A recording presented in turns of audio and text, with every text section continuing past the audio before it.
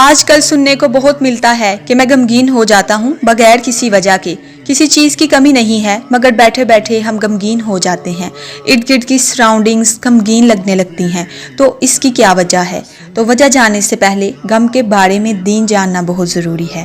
غم عبادت کا بہترین ٹائم ہے۔ اگر آپ غم کی کنڈیشن میں ہیں اور آپ اسی فیس میں اللہ سے رابطہ قائم کر لیں گے، اللہ کی عبادت کرنا شروع کر دیں گے، اللہ سے اپنا تعلق مضبوط کر لیں گے، تو یہ بہترین ٹائم ہے عبادت کا۔ وہ راحت جو تمہیں سلا رہی ہے، اس سے وہ غم بہتر ہے جو تمہیں جگا رہا ہے۔ تو غم بہت کچھ سکھاتا ہے۔ آپ کو غم سے گھبرانا نہیں ہوتا۔ غم میں غم دینے والا اگر یاد رہے تو انسان بہت بلند ہو جاتا ہے۔ خوشی کے چھن جانے کا نام غم ہے۔ آپ کے پاس اللہ کا دیا ہوا سب کچھ ہے، مگر دیکھیں کہ سب سے ضروری چیز آپ سے مس تو نہیں ہو گئی۔ کہیں ایسا تو نہیں کہ نعمتوں کا ایک انبار لگا ہوا ہے آپ کے اوپر اور آپ ذکر سے غافل ہو گئے ہیں۔ اس غم کے دوران آپ کیا کر سکتے ہیں؟ خود کو مصروف کر سکتے ہیں۔ تو اگر آپ غم میں ہیں، تنہا ہو گئے ہیں، تو تنہائی ہی آشنائی ہے۔ تو بیسٹ ٹائم ہے یہ۔ وضو کریں، نماز پڑھیں، اللہ سے اپنا کنیکشن درست کریں، کنیکشن بلڈ کریں۔ آہستہ آہستہ آپ دیکھیں گے کہ جیسے جیسے یہ بانڈ مضبوط ہوتا جائے گا، ویسے ویسے آپ کا یقین پختہ ہوتا جائے گا۔ اللہ کی مرضی اور اپنی مرضی میں جو فرق ہے نا، اس کا نام غم ہے۔ بعض اوقات انسان اللہ تعالیٰ کی طرف سے سگنل کیش نہیں کر پا رہا ہوتا، پھر اللہ تعالیٰ غم دے کر اپنے قریب کر لیتا ہے۔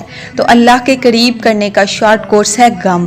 آپ جیسے جیسے غم میں اللہ کو یاد کرنا شروع کریں گے تو یقین جانیں ایک وقت آئے گا آپ بھی یہی جملہ بولیں گے، جسے میں اپنا بدترین دور سمجھ رہا تھا، وہ بہترین دور کا آغاز تھا۔ تو دل کی دنیا جب بھی آباد ہو رہی ہوتی ہے تو غم سے گزارا جاتا ہے۔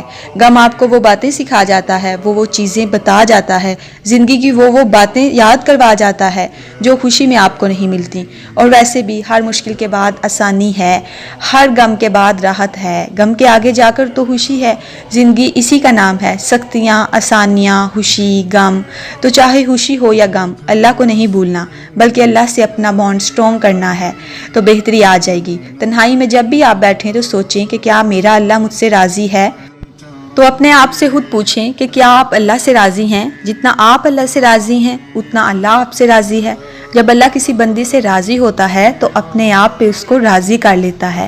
تو دیکھیں کہیں کوئی خواہشات ایسی تو نہیں جن کی وجہ سے آپ تنگ ہو رہے ہوں، کوئی ایسی دعا تو نہیں جو پوری نہیں ہوئی اور اس کی وجہ سے آپ پریشان ہو رہے ہوں کہ کب جا کر اللہ میری یہ دعا قبول کرے گا۔